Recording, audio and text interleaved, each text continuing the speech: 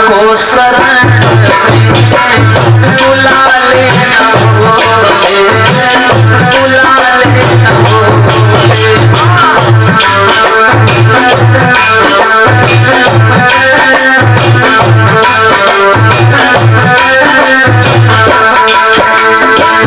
नसन की खबर हो, नमन की खबर हो, नसन की खबर हो, नसन की खबर हो, नमन की खबर हो।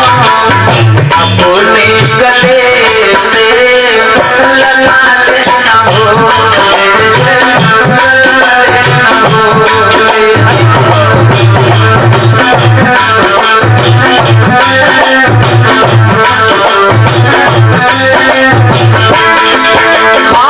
ये नैया किनारे लगा देना भोले, लगा देना भोले।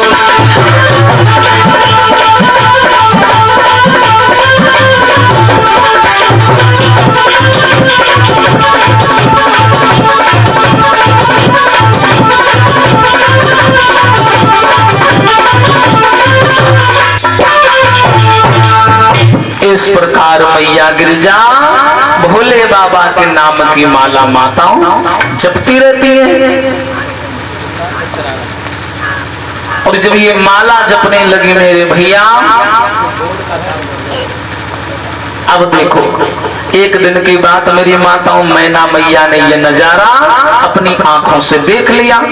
और जैसे मैना मैया ने देखा कि जो बिटिया गिरजा है वो भोले बाबा की एक मूर्ति बनाए बैठी है और उसकी पूजा कर रही है, मैना मैया बोली हम जितना पीछा छुड़ाने की कोशिश करते हैं या उतने सगी बनत जा रही हुई की। हाँ, बेचारी बड़ा दुखी। एक दिन माँ ने सोचा कि चलो हम ही चल के पूछें कि इनके मन में क्या चल रहा है। और माँ बेटी का संबंध ही ऐसा होता है, एक दूसरे से सब पूछ लेती हैं। हाँ, गई सामने और जाकर के प्रश्न कर दिया, बिटिया एक बात बताओ। बोले पूछो मैया, सही सही बताना। हाँ, ये तुम भोले बाबा का पूजन करती हो, रात दिन उनका नाम लेती हो, उनकी मूर्ति अपने हृदय में दबा करके सोती हो। हाँ हाँ, ये बताओ तुम विवाह किससे करोगी? सयानी हो, विवाह के योग्य हो गई हो, और सयानी बेटी को घर में रखने से माँ बाप को पाप लगता है, इसलिए बताओ तुम विवाह कहाँ करोगी? अल्ले भैया अम्मा कहीं नहीं पाई, उनके जबाने पर नाम धरा रहा है, तब पर निकली पड़ा। हाँ, बोली किससे शादी करोगी? तो एकदम से गिरिजा बोली, क्या बोली? अरे मैं तो भोले की जुगनिया बनी जाऊंगी, घर से चली जाऊंगी।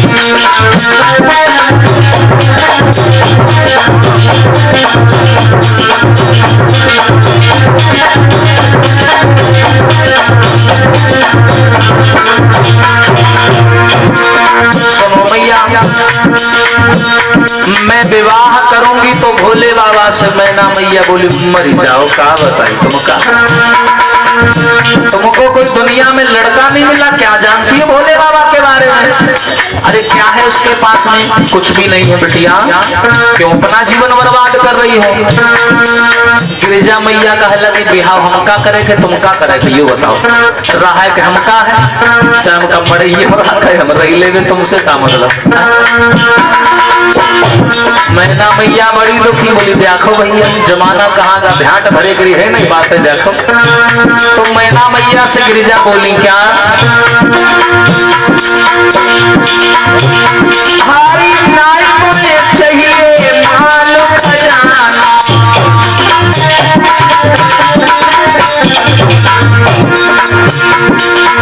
नाई कोई जेवर मोई बनवाना,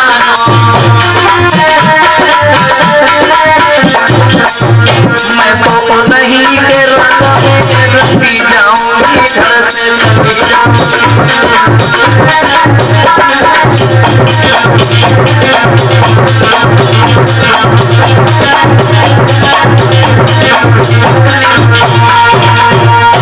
जवाब दिया मैया, जन्म जन्म यहाँ रगर हमारी, कहूँ शंभु नत रहूं कुंवारी। विवाह करेंगे तो भोले बाबा के साथ, नहीं तो सारी जिंदगी हम ऐसे घर में कुंवारे बैठ के गुजारा। मैना मैया कह लगी लो, ये पहले ही प्लान बनाए बैठी, हम कुछ और सोचा रहा है। हमने सोचा था अच्छे घर में विवाह करेंगे बिटिया, तुम सुखी रहोगी। वो पर्वतों पर रहने वाला, नाग सांप लपेट करके चलने वाला, भस्म रौंदने वाला, उसके साथ में तुम विवाह करोगे, समाज में बदनामी हो जाएगी तुम्हारी। गिरजा मैया कहा है वो जैसा है हमारे खातिर ठीक है, तुम अपन देखो, साफ सीधी बात। अब इतना बोला और बोल करके भैया गिरजा अपने भोले बाबा की पूजा करने लगी।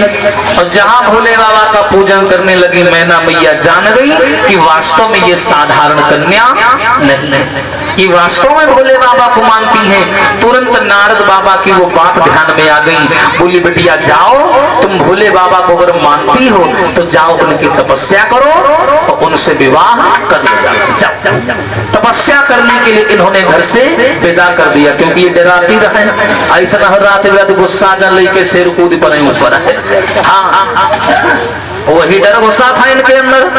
तो इन्होंने क्या किया, विदा कर दिया। बोले जाओ और जाकर के तुम भोले बाबा की माला जपो। अब ये गिरजा जो थी बेचारी जंगल में आ गई और आकर के भोले बाबा की तपस्या करने लगी। बोलिए शंकर भगवान की। और जब ये तपस्या करने लगी मेरी माताओं, तो बताते हैं कि उसी समय में एक राक्षस पैदा हुआ जिसका नाम था ताड़कासुर।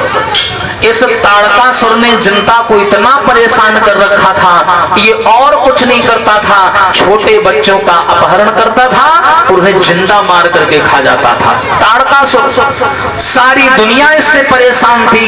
जब पृथ्वी मैया ब्रह्मा जी के पास में गई तो ब्रह्मा जी ने कहा ये काम हमारे बस का नहीं है, इससे वही मार पाएगा जो भोले बाबा के अंश से पैदा होगा, वही मार पाएगा। अब ले भैया देवताओं में हलचल पड़ गई। बोले भैया भोले बाबा का लड़का कहां से आए, क्योंकि उनकी तो शादी भी नहीं हुई है, वो तो ऐसे ही कुंवारे बैठे हैं कैलाश पर्वत पर। तो तीसरा देवता बोला भैया ये राक्षस जो हमें तुम्हें परेशान कर रहा है, इससे तभी कोई मार पाएगा जो भोले बाबा के अंश से लड़का पैदा होगा, वो वही से मार पाएगा, इसके अलावा कोई और नहीं मार सकता। अब तो समस्या खड़ी हो गई। एक तरफ बोले कि भैया भोले बाबा का लड़का मार पाएगा, दूसरी तरफ बोले लड़का है नहीं तो मारेगा कौन, तीसरा बोला लड़का हो भी जाता लेकिन शादी नहीं हुई है, लड़का कहां से आएगा। चौथा बोला ऐसा करो भैया भोले बाबा की समाधि खुलवाओ और उनकी शादी करवाओ, तब लड़का होगा। अब ऐसी बात सुनी तो पांचवा आदमी बोला देखो भैया समाधि तो खुलवा देंगे। भोले बाबा आंख बंद किए बैठे हैं, लेकिन भोले बाबा की समाधि को खोलना मधुमक्खी के छत्ते में हाथ मारने के बराबर है। किसकी माँ ने दूध पिलाया है जो जाएगा भैया मौत के बिल में हाथ डालना, अब अगर बढ़ौना धोखे में जाएगा सबका मार डाली। किसकी हिम्मत है जाएगा जगाने। सगरे देवता जो बड़े बड़े नेता बनते रहे, सगरे पांव पीछे खसके लाके बोले भैया हम नहीं जाएंगे हुआ या तो ये आंखी हुआ ठीक है, वो तीसरा आंखी खालत ही आगे नहीं करती है, हम नहीं जाएंगे हुआ। जो ऐसे शब्द सुने तो सब लोग शांत हो गए, पर वहीं खड़ा था अभिमानी कामदेव। कामदेव ने सीने पर हाथ ठोका, बोला मैं जाऊंगा मैं। जब देवताओं ने देखा कि कामदेव जाने की जल्दी में है तो देवता और वही का पानी पर धरे लगा। बोले हाँ भैया तुम वहीं जाओ, हम सब लोगों ने तुम्हें एक दादा हो जहीं पर हम लोग खोली दिले, तुम्हें यूं काम कर सकते हो, बाकी तो हम सब जने बेकार हैं। अयोध्या ना के अगर कोई तुम्हारे ज्यादा बड़ाई करे तो सावधान हो जाए, नहीं तो रही पक्की है अयोध्या ना के। गांव जवार में यहाँ देखा हुई है लाइट चल रही है, अगर बिजली का तार टूट जाए तो गांव वाले नहीं होते हैं यहाँ का दूसरे को पानी भरी है, भैया तुम्हें जोड़ सकती हो तार, ये तार तुम ही जोड़ सकते हो, कोई और नहीं जोड़ सकता। अब हमारी डब्बा इस भूल जाते हैं कि हम बहुत बड़े मिस्त्री हैं, खींसी फाड़ के यहाँ खंभा पर चढ़ जाते हैं, लागत करंट चुप पद्धति गिर दिया खा ले। हाँ तो कोई पानी में धरे कब ना चढ़े कि हाँ ये काम भैया तुम्हें कह सकते हो, तो हाँ हमें कही पाएगी। साफ सीधी बात है, ज्यादा बड़ाई जो होती है वो विनाश का कारण बन जाती है, याद रखना। प्रशंसा की भी एक मर्यादा होती है। अब भैया जैसे ही देवताओं ने उसकी प्रशंसा कर दी, भैया तुम ही जा सकते हो। और भैया ये हमारी बड़ाई नहीं गवा भोले। बोला हाँ हम जाएं अभी देखते हैं भोले बाबा कौन है। इसने क्या किया, हाथ में धनुष मार लिया और लेकर के ये चल दिया कहाँ, कैलाश पर्वत, कामदेव। और देवता बेचारे पेड़ की आड़ में छुपे सब नजारा देखे। बोले देखो भैया क्या होती है, अगर मामला गड़बड़ हुई चुप भाग चला जाएगी तेरे। हाँ, सब देवता छुपे छुपे देखने लगे। कामदेव गया और उसने क्या किया वहां जाकर,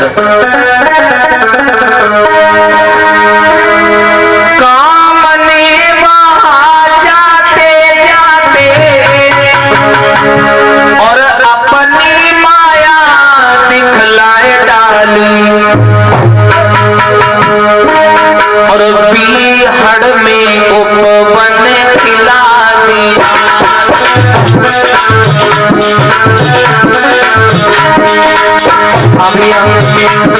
बीहड़ में उपवन खिला दिया और ग्रीष्म की बसंत बना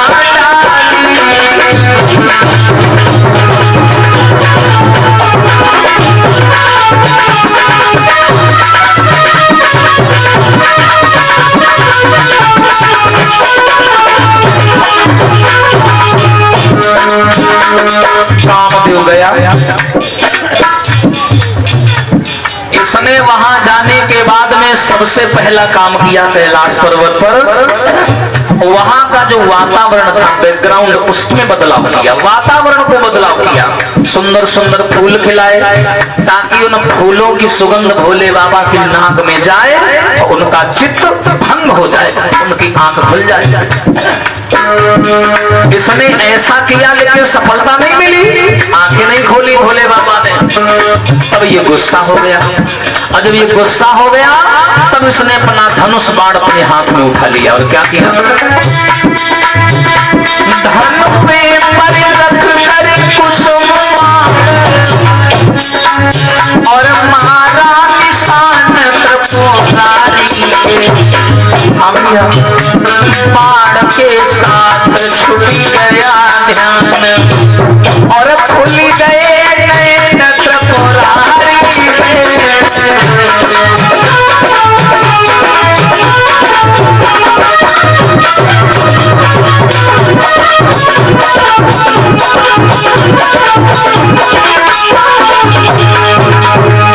इसने क्या किया, अपना धनुष बाण निकाल लिया और धनुए पर रखकर कुसुम बाण मारा निशान त्रिपुरारी के। तो बाण के साथ छूट गया ध्यान और खुल गए नयन त्रिपुरारी के।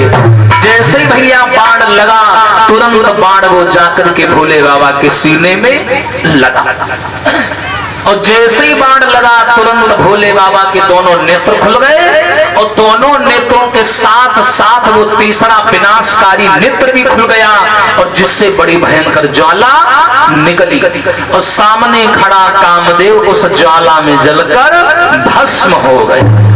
बोलिए शंकर भगवान की। अब जैसे ही कामदेव जल करके भस्म हुआ भैया जितने देवता ठाड़े जाकर बोले भागो रे बढ़ौना जाग। हाँ लगी डारे से हमने सोचा था कि शांति में जगेगा तो कोई ना कोई काम आगे बढ़ेगा। अब तो इसने ऐसा काम किया कि देवताओं की वोटर लिस्ट में एक आदमी भी कम हो गया। हाँ अब क्या करें, सब परेशान। अब जैसे कामदेव वहां पर मरा, कामदेव की पत्नी का नाम था रति। रति को सूचना मिली तो बेचारी रति वहां पर आई और झोली फैला करके रोने लगी। बोली बाबा ये क्या किया आपने, मैंने तो सुना था कि सुहागिन माताएं तुम्हारा व्रत रहती हैं ताकि उनका सुहाग सलामत रहे और आपने तो हमारा ही सुहाग हमसे छीन लिया, क्यों ऐसा किया आपने। तो भोले बाबा बोले रति इसमें हमारी कोई गलती नहीं है, तुम्हारा पति हमारी समाधि डिगाने आया था और हमारी आंख खुली तो मारा गया, इसमें हमारा क्या दोष है। तुम्हारे पति की गलती है। बोली तुम्हारी बात सत्य है, पर जिए बिन देह नदी बिन वारी, और तैसे नाथ पुरुष बिन नारी। बिना पुरुष के, बिना पति के नारी का जीवन जीवन नहीं, नरक के समान होता है। आपने मेरा पति छीन लिया कि छीन सिंदूर मेरा लिया है, और कुछ भी सोचा विचारा नहीं है।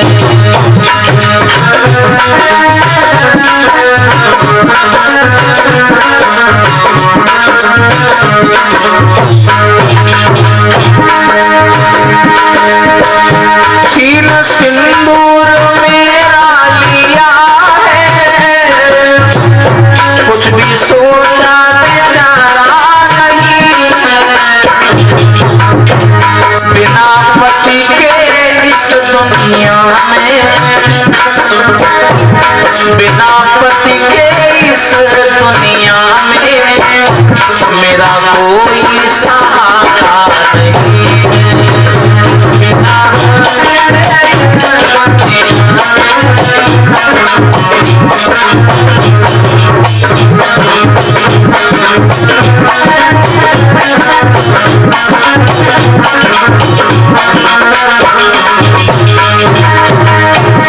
सुनिए बाबा जी, दुनिया वाले जख्म है तो कोई मरहम लगाता नहीं है। बिना पति के नारी का जीवन, वो जीवन नहीं है। बिना पति के नारी का जीवन,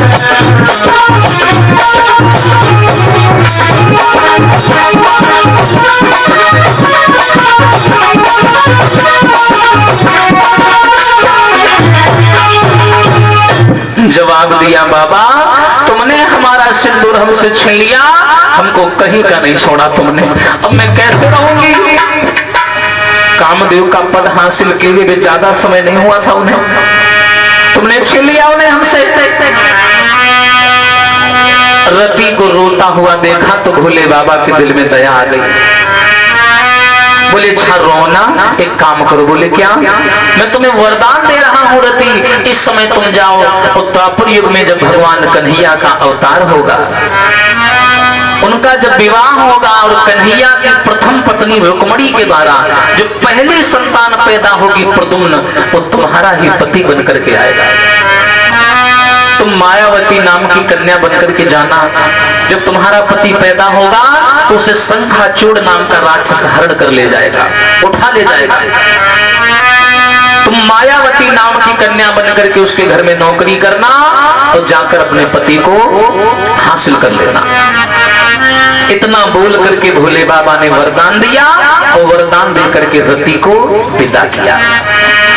दुखिया रति गमनित हुई पाकर यहाँ वरदान, और समय समझ कर शंभु से मिले विष्णु भगवान।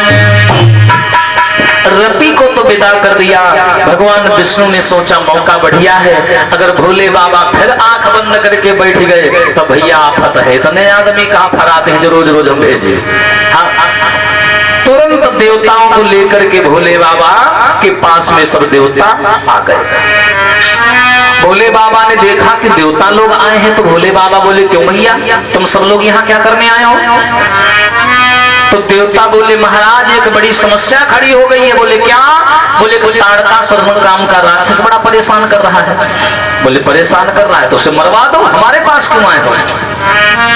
बोले बाबा उसे कोई नहीं मार सकता। बोले क्यों? बोले आपके अंश से जब बालक पैदा होगा वही बालक उसे मार पाएगा, उसे वरदान मिला है। तो ऐसा करो बाबा तुमसे मैं हाथ जोड़ रहा हूं, तुम शादी कर लो और जब विवाह कर लोगे बालक आ जाएगा तो उसके द्वारा ताड़कासुर का पद भी हो जाएगा। भोले बाबा बोले भैया शादी के बंधन में काहे हमें डाल रहे हो? एक बेचारी खत्म हो गई, उनके चक्कर में वैसे भी हम कमजोर हो गए, ये मोह बड़ा खराब होता है, हम शादी नहीं करेंगे। बोले बाबा ये संसार का सवाल है, सभी पृथ्वी लोक के प्राणियों का सवाल है, शादी तो तुम्हें करनी ही पड़ेगी। भोले बाबा बोले चलो हम शादी को भी तैयार हैं, लेकिन ये बताओ हमारी उम्र देखो, क्या हमें कोई अपनी लड़की देगा? बोले बाबा बिटिया की चिंता ना करो, कब ते तुम्हारी माला जब रही जंगल में बैठे। बोले क्या? बोले हाँ। बोले कौन है? बोले गिरिजा, हिमाचल की बिटिया, जो आप ही की पत्नी सती थी, जिनका देहांत हुआ और दोबारा पुनर्जन्म लिया उन्होंने, वो वही है, तुम्हारा इंतजार कर रही हैं। भोले बाबा बोले शादी तो कर लेंगे, लेकिन ऐसे नहीं करेंगे, सबसे पहले हम लेंगे परीक्षा। किसकी? गिरिजा की परीक्षा ये लेंगे, हम देखेंगे कि उसके अंदर बातों को सहने की क्षमता कितनी है। ऐसे तो नहीं पहले वाले के ना निकल जाए तनकी तनकी बात में आगे कूद पड़ती रहे। हाँ, ऐसी तो नहीं है, ऐसा हम देखेंगे तब शादी करेंगे। बोले ठीक है बाबा। सप्तऋषियों को बुलाया और सप्तऋषियों को बुला करके कहा चले जाओ और जाकर के गिरिजा की परीक्षा ले आओ। भैया सप्तऋषि वहां पर आए, देखा कि गिरिजा ने पूरे शरीर को खत्म कर दिया है, हाड़ ही हाड़ बचे हैं, मांस सारा समाप्त हो गया, एक पैर के अंगूठे पर गिरिजा खड़ी है और भोले बाबा की तपस्या कर रहे हैं। एकदम से सप्तऋषि आए, आवाज लगाई मैया क्या कर रही हो? तो आंखें खुली गिरिजा की, होंठ सूख गए थे, शरीर कमजोर हो गया था। गिरिजा बोली बाबा जी मैं भोले बाबा का इंतजार कर रही हूँ, तुम कौन हो? बोले हम जो भी है वो सब ठीक है, लेकिन बिटिया उस भोले के लिए तुम इतना क्यों कर रही हो? तो पार्वती बोली हम शादी करेंगे उनसे। बोले पागल हो बिटिया, उससे शादी मत करना, उसके पास में कुछ भी नहीं है। भड़काने लगे जो लोग, भड़काने लगे, देखने लगे कि इनके दिल में कितना प्रेम है। बोले बिटिया भोले से शादी मत करो, कुछ नहीं है उसके पास, और अगर शादी करनी है तो विष्णु से प्यार चाली जो भोली बिटिया।